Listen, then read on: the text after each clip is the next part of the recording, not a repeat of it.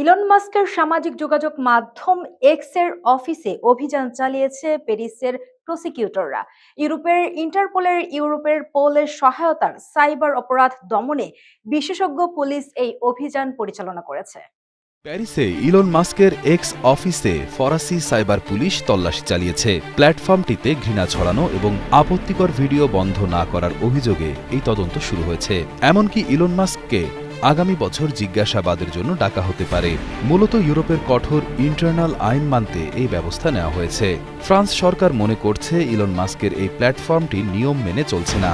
তাই মঙ্গলবার সকালে প্যারিসের পুলিশ সরাসরি তাদের অফিসে ঢুকে পড়ে এবং সব তথ্য এবং কম্পিউটার চেক করা শুরু করে। মূলত কিছু বিষয় নিয়ে তদন্ত চলছে, যেমন অনলাইনে মানুষ একে অপরকে গালিগালাজ বা ঘৃণা ছড়াচ্ছে কিনা, ইতিহাসে ঘটে যাওয়া কোনো বড় ঘটনা নিয়ে মিথ্যা ছড়ানো হচ্ছে কিনা, শিশুদের জন্য ক্ষতিকর কোনো ছবি বা ভিডিও প্ল্যাটফর্মটিতে আছে কিনা, এআই ব্যবহার করে বানানো নকল বা আপত্তিকর ভিডিও আটকানো হচ্ছে কিনা।